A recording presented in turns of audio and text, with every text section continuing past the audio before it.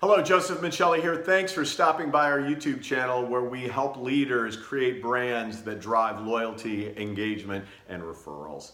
This month on the blog, we're talking about the ability to go from a customer journey map to something far more powerful. So let's create some assumptions here. First and foremost, I'm going to assume that you've taken some time to look at the contact points between you and your customer from when they're considering a purchase all the way to your attempts to get them to buy again.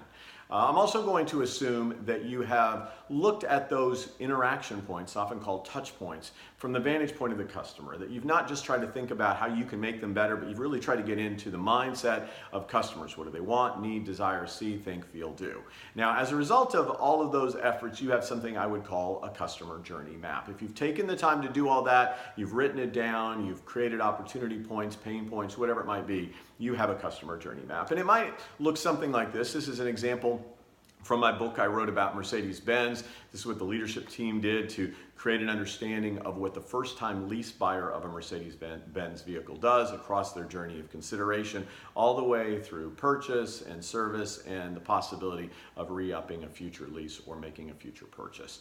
All right, so I'm assuming you have done something like this. If you have not, we'd be glad to help you get to that point in your process. But if you do have a customer journey map, there are some things that often get missed that I think can make it more powerful. So let's go through that with you very quickly. 4 things: validate the map, activate the map, think maps, not map, and think about transformation as well as incremental improvement. So let's go through them one at a time. Validate the map. All right, so if you've taken all this time to think about your contact points with a customer and even thought about the customer's journey from their mindset, then you have this positive thing going. But often we stop there. We don't actually go to the customer and we say, customer, here's what we think you might be thinking, feeling, doing, and believing as you move through these interactions. Are these phases correct? Are these the contact points that you remember? If so, what are the pain points? What are the highs, the lows? What is it that we could have done differently that might have made this a better experience for you? So the first and foremost thing is, anytime you create a map, do not stop with your internal team or your cross-functional teams.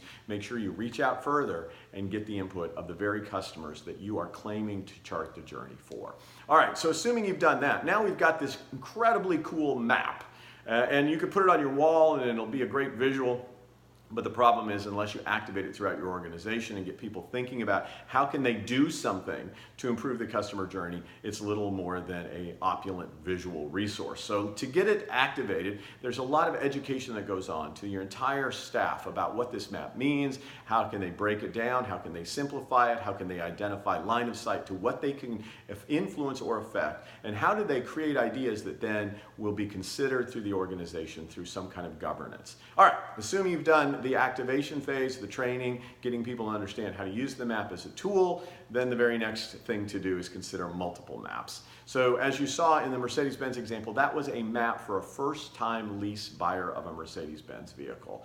It's not a journey for somebody who's bought 10 S-classes, right? The truth of the matter is that journey of somebody who's a seasoned buyer might be very different than a first-time buyer. There are significant differences in your segmentation. It's important to consider taking your segments, turning them into personas, and developing a manageable set of maps that will help you understand varied journeys of key customer segments. Okay, the final thing that happens with maps oftentimes is we see where we are right now and we try to improve it just a little bit. So if we have this pain point we've identified in the map, we say, okay, how do we reduce the wait time from 10 minutes to 8 minutes? And those improvements are important, but not always observed or experienced by a customer.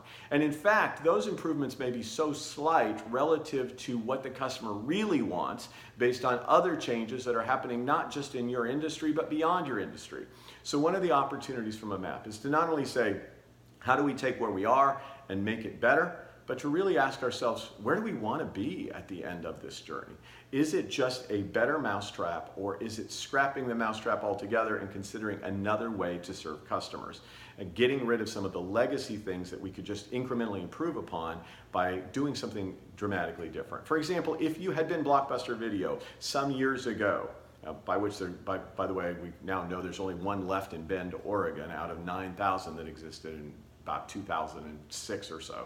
So suffice it to say, if you've been Blockbuster in the heyday and you had done a customer journey map, the likelihood is you might have identified late fees as a pain point that you wanted to improve upon. And you might have worked on it and it might have given you some more years of life. It might have decreased the speed by which customers churned from you for other options. But what you really needed to do was rethink the entire delivery model away from a brick and mortar store model where there were rows and rows of videos, many of the favorite versions of which were already out of the store.